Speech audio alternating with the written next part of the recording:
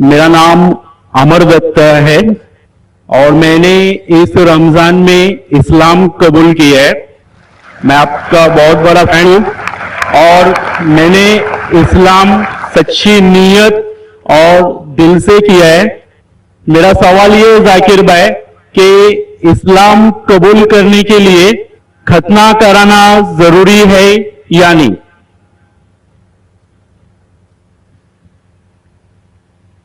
بھائی صاحب ماشاءاللہ اس رمضان میں اللہ نے ہدایت دی انہیں اور امن کا مذہب قبول فرمایا. میں دعا کرتا ہوں اللہ سبحانہ تعالیٰ سے کہ آپ کی انشاءاللہ جد و جہد کو قبول فرمائے. اس دنیا اور آخرت میں بھی انشاءاللہ سفلتا پائیں گے. آپ کا سوال تھا کہ جب غیر مسلم بنتا ہے، اسلام قبول کرتا ہے، تو ختنہ کرنا ضروری ہے کہ نہیں؟ ختنہ کرنا جب ایک انسان مسلمان بنتا ہے تو فرض نہیں ہے لیکن سنت موقدہ ہے. فرض نہیں ہے لیکن سنت موقدہ ہے، یعنی بہت اہم سنت ہے. It is recommended. کیوں؟ کیونکہ کئی وجہ ہے. آپ شاید جانتے ہیں کہ سائنس ترقی کرنے کے بعد سائنس آج یہ کہتی ہے کہ جب ایک بچہ پیدا ہوتا ہے، پیدا ہونے کے بعد اگر اس کی ختنہ ہوتی ہے تو اسے بہت کم چانسز ہے carcinoma of the penis, cancer of the penis ہونے کے بہت کم چانسز ہے. اسی طریقے سے کئی بیماریاں ہیں جو ختنہ کرنے کے وجہ سے یہ بیماری اس لڑکے کو، اس آدمی کو ہو نہیں سکتی.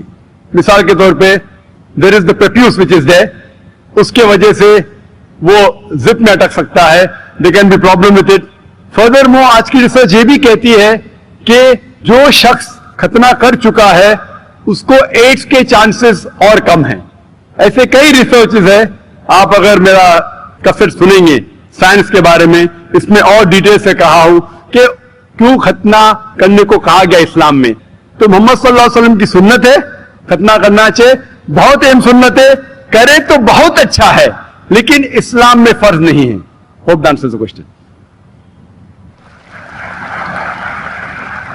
مائک نمبر 3 میں اگر کوئی سوال ہو تو کر سکتے ہیں. جی برادر. السلام علیکم. ڈاکٹر ذاکر نائک صاحب، میرا نام نیلیش امبور ہے، میں اورنگ آباد سے آیا ہوں. میرا سوال یہ ہے سر آپ سے، آپ جب کسی ہندو گیتا یا وید کا حوالہ دے کر اگر آپ کچھ بولتے ہیں یا قرآن سے وہ ملتا ہے تو کیا اس کے اوپر ہم عمل کر سکتے ہیں؟ بھائی صاحب کا سوال ہے کہ جب میں گیتا کا حوالہ دیتا ہوں، وید کا حوالہ دیتا ہوں، دوسری مذہبی کتابوں کا حوالہ دیتا ہوں، جب وہ قرآن سے ملتی ہے تو کیا ہم اس کے اوپر عمل کر سکتے ہیں؟ قرآن کی بات یا وید کی بات کریں؟ گیتا کی بات. گیتا یا وید کی؟ گیتا یا وید. تو اگر جو چیز وید اور گیتا میں لکھی ہے اور جو قرآن سے ملتی ہے، کیا ہم ان پہ عمل کر سکتے ہیں؟ میرا کہنا یہ ہے کہ قرآن کو کہا گیا فرقان. فرقان مطلب وہ چیز جو سچ اور جھوٹ کے بیچ میں جو ڈفرنس ہے اس کو پہچانتی ہے. فرقان یعنی فرق، حق اور باطل کے درمیان جو فرق ہے اس کو پہچانتی ہے قرآن. جس طریقے سے میں نے کہا کہ کئی پیغمبر آ چکے محمد صلی اللہ علیہ وسلم کے پہلے، اسی طریقے سے قرآن میں لکھا ہے سورہ رعد میں سورہ نمبر 13 آیت نمبر 38 میں کہ ہم نے ہر دور میں ایک کتاب نازل کی ہے. نام سے صرف 4 کتابوں کا ذکر ہے، توراہ، زبور، انجیل اور فرقان، قرآن. لیکن اس آیت کے مطابق کئی کتابیں نازل کی گئی ہے، ان کا نام سے ذکر نہیں قرآن مجید میں. لیکن جتنی بھی کتابیں قرآن مجید کے پہلے آئے وہ صرف ایک امت کے لیے تھی، ایک گروہ کے لیے تھی، اور وہ سارا پیغام محدود تھا ایک وقت کے لیے. اسی لیے اللہ سبحانہ و تعالیٰ نے، خدا نے یہ ساری کتابوں کو محفوظ رکھنے کے لیے صحیح نہیں سمجھا، کیونکہ محدود تھی اس وقت کے لیے. اسی لیے یہ جتنی کتاب پہلے نازل ہوئی وہ محفوظ نہیں ہے، نہ اس کی ضرورت ہے. لیکن کیونکہ قرآن مجید آخری کلام ہے اللہ سبحانہ و تعالیٰ کا، اسی لیے اللہ سبحانہ و تعالیٰ خود کہتے ہیں سورہ ہجر میں سورہ نمبر 15 آیت نمبر 9 میں کہ ہم نے اس قرآن مجید کو نازل کیا ہے اور ہم اس کی حفاظت کریں گے. تو جتنے پہلے کتابیں آئے ان کے اندر ملاوٹ ہو چکی ہے. جس طریقے سے اللہ تعالیٰ فرماتے قرآن مجید میں سورہ بقرہ میں سورہ نمبر 2 آیت نمبر 79 میں فَوَيْلٌ لِّلَّذِينَ يَكْتُبُونَ الْكِتَابَ بِأَيْدِيهِمْ ثُمَّ يَقُولُونَ هَٰذَا مِنْ عِندِ اللَّهِ لِيَشْتَرُوا بِهِ ثَمَنًا قَلِيلًا فَوَيْلٌ لَّهُم مِّمَّا كَتَبَتْ أَيْدِيهِمْ وَوَيْلٌ لَّهُم مِّمَّا يَكْسِبُونَ. لعنت ہے ان لوگوں پہ جو لوگ کتاب اپنے ہاتھ سے لکھتے ہیں اور کہتے ہیں خدا کی طرف سے ہے. لعنت ان لوگوں پہ جو کماتے ہیں, لعنت ان لوگوں پہ جو لکھتے ہیں. تو اس سے یہ ظاہر ہوتا ہے کہ جتنے پہلے کتابیں آئے ان میں ملاوٹ ہو چکی ہے. یہ قرآن آخری کلام ہے اور کوئی بھی چاہے تو اس کو تبدیل کر ہی نہیں سکتا. خدا خود, اللہ سبحانہ خود اس کی حفاظت کریں گے. اسی لیے آج جب میں مطالعہ کرتا ہوں قرآن اور دیگر مذہبی کتابوں کا, اگر یہ میچ ہوتا ہے, اگر یکساں ہے, جو چیز قرآن اور بھگوت گیتا میں یکساں ہے, مجھے کوئی بھی گلا شکوہ نہیں ہے ماننے کے لیے کہ یہ پورشن, یہ شلوک خدا کی طرف سے ہے. لیکن اگر قرآن سے نہیں ملتا ہے تو میں کہوں گا کہ ہو سکتا ہے, ہو سکتا نہیں. لیکن قرآن کے خلاف ہے تو میں کہہ سکتا ہوں کہ یہ خدا کا کلام ہے نہیں. اسی لیے جو کلام قرآن سے ملتا ہے, چاہے وہ شلوک ہو یا منترا ہو, وید کا ہو, اپنشد کا ہو یا گیتا کا ہو, یا چاہے دھما پٹ کا ہو, اوستا کا ہو, دساتیر کا ہو, چاہے اولڈ ٹیسٹمنٹ کا ہو, نیو ٹیسٹمنٹ کا ہو, جو بھی چیز قرآن سے ملتی ہے ہم مسلمانوں کو کوئی گلا شکوہ نہیں ماننے کے لیے کہ یہ بھاگ خدا کی طرف سے ہے. اسی لیے میں یکسانیت کے بارے میں ذکر کرتا ہوں. تو آپ کے لیے بھی میں کہتا ہوں کہ جو اختلاف کی باتیں ہیں اسے چھوڑ دو. جو یکسانیت کی باتیں ہیں, جو آپ کی کتاب میں لکھا ہے, ویدا میں لکھا ہے, پرانا میں لکھا ہے کہ آخری پیغمبر محمد صلی اللہ علیہ وسلم میں, تو آپ کے لیے فرض ہے کہ آپ بھی اس آخری پیغمبر میں مانیں. تو آپ آخری پیغمبر میں مانتے,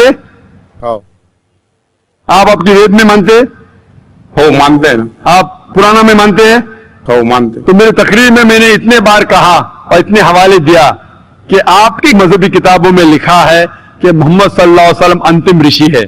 آپ کل کی پرانا پڑھیں گے تو ان کے والد کا نام لکھا ہے وشنو ویاس, عبداللہ, ان کے والدہ کا نام لکھا ہے سمتی, آمینہ. وہ کہاں پیدا ہوئیں گے؟ سنبالا میں, مکہ میں. وہ چیف آف سنبالا میں, قریش کے خاندان میں. ساری چیزیں میں نے کہا. تو اب آپ مانتے ہیں کہ آخری پیغمبر محمد صلی اللہ علیہ وسلم ہے؟ ہو مانتے ہیں. ماشاء اللہ.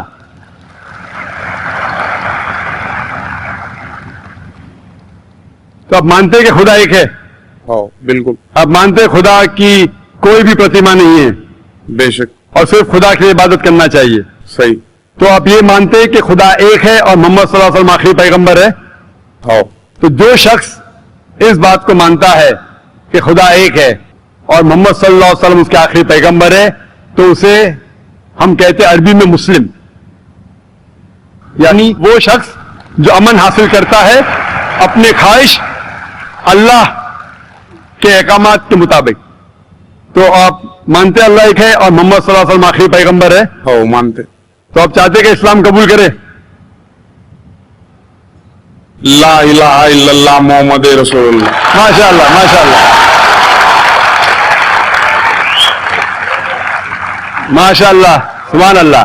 آپ سے زبان سے کہہ دیے کہ اللہ ایک ہے, اس کے علاوہ کوئی معبود نہیں عبادت کے لائق, اور محمد صلی اللہ علیہ وسلم آخری پیغمبر, آپ مسلمان ہیں. جس طریقے سے آپ نے سوال کیا مجھے شک ہو رہا تھا کہ ماشاء اللہ آپ مومن ہیں, اور میں دعا کرتا ہوں اللہ سبحانہ تعالیٰ سے کہ آپ کو انشاءاللہ اس دنیا اور آخرت میں سفلتا دے.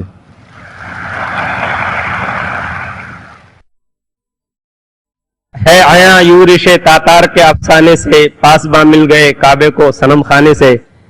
خواتین میں اگر کوئی غیر مسلم خاتون ہو, کوئی غیر مسلم بہن ہو, تو ان کو موقع دیا جائے. My name is Vanita and I'm working as a marketing executive. مجھے سے پوچھنا تھا کہ میں نے سنا ہے one of my Muslim friend سے کہ آفٹر ڈیتھ سارے مسلم جو ہے وہ ہیون میں جاتے ہیں, and whoever is non-Muslim will go to hell.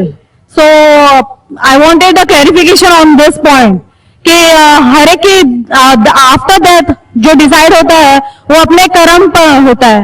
تو مجھے اس بات کے اوپر کلیریفیکیشن چاہیے تھے کہ why all Muslim will go to heaven and non Muslim will go to hell. If at all we do good deeds, like if non-Muslim also does good deeds, why they will go to hell? بہن نے اچھا سوال پوچھا ہے کہ ان کی ایک سہیلی نے کہا کہ مسلمان آخرت میں جنت میں جائیں گے, غیر مسلم دوزخ میں جائیں گے.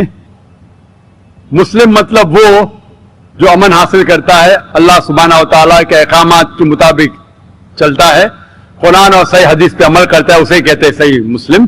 یہ بالکل صحیح ہے کہ جو عملی طور پہ صحیح مسلمان ہے وہ انشاءاللہ جنت میں جائے گا. لیکن آپ کا سوال تھا کہ جو غیر مسلم اچھے اعمال کرتے ہیں وہ کیوں نہیں جنت میں جائیں گے؟ بہن, جنت میں جانے کے لیے 4 شرائط ہے.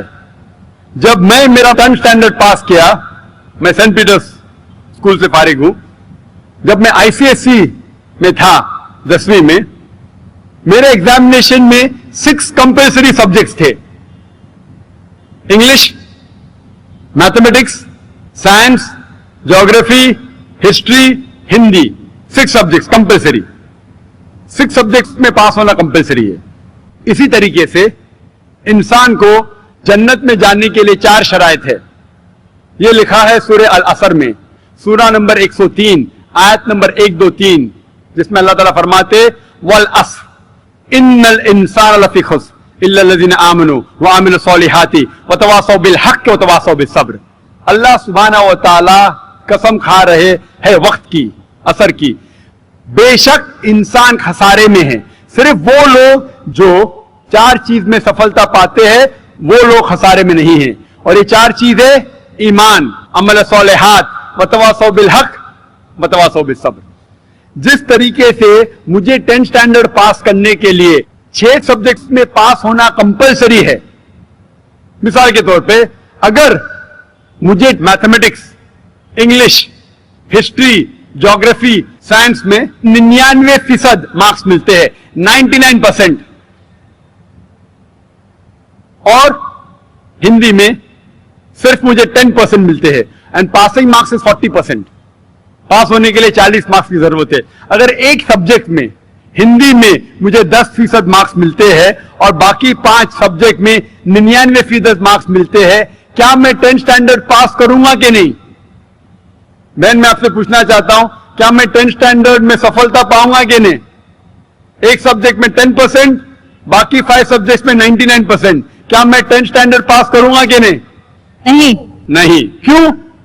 کیونکہ مجھے ہندی میں 10% مارکس ملے, بھلے 99 ملے, باقی 5 سبجیکٹ ہندی میں 10 فیل. اسی طریقے سے جنت میں جانے کے لیے سورہ العصر کے حساب سے 4 چیزیں ضروری ہے. ایمان, عمل صالحات, نیک اعمال جو آپ کہہ رہے, وتواصوا بالحق, لوگوں کو حق کی طرف بلانا, وتواصوا بالصبر, لوگوں کو صبر کی طرف بلانا. 4 چیزیں ضروری ہے.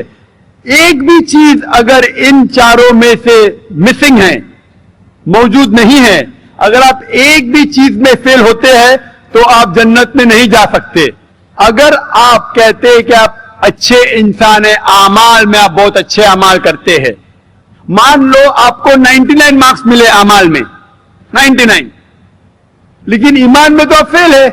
آپ یہ نہیں مانتے کہ اللہ ایک اور محمد صلی اللہ علیہ وسلم آخری پیغمبر ہے جو ساری مذہبی کتاب میں لکھا ہے, تو آپ ایمان میں فیل ہے. آپ کتنے بھی نیک کام کرو, 99% ملے, 100% ملے, باقی 3 حصے میں ایمان میں لیکن فیل ہوئے, تو آپ جنت میں نہیں جائیں گے.